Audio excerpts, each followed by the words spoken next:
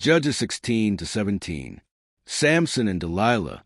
One day Samson went to Gaza, where he saw a prostitute. He went in to spend the night with her.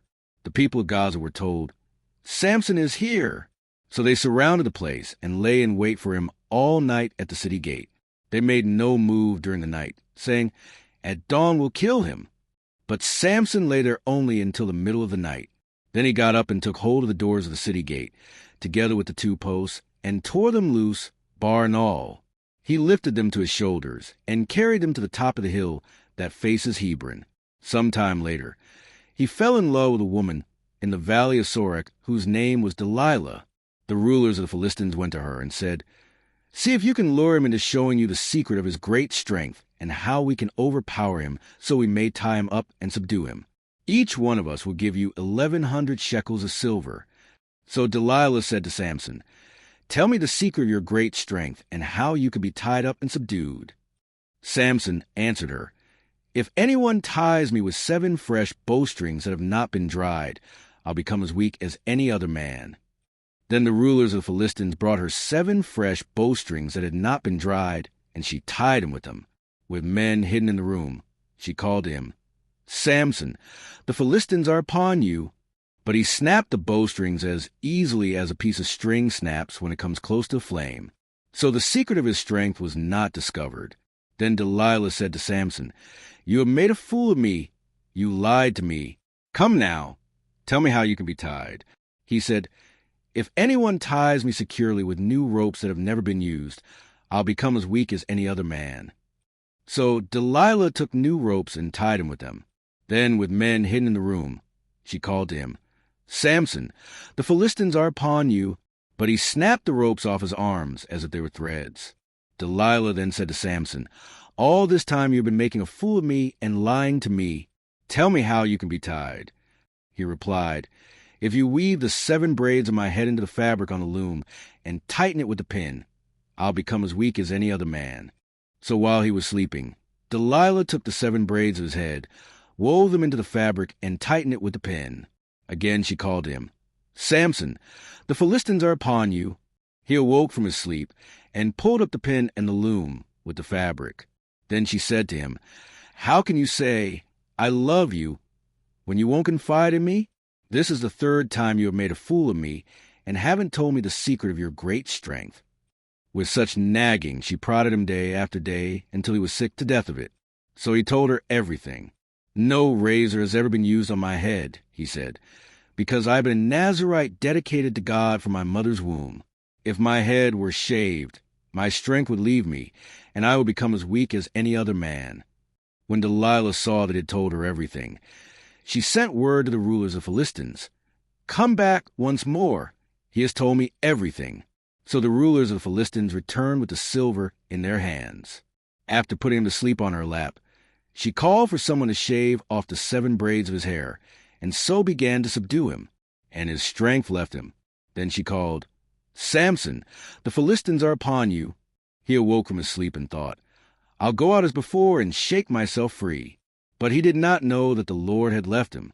Then the Philistines seized him, gouged out his eyes, and took him down to Gaza. Binding him with bronze shackles, they set him to grinding grain in the prison. But the hair on his head began to grow again after it had been shaved. The death of Samson.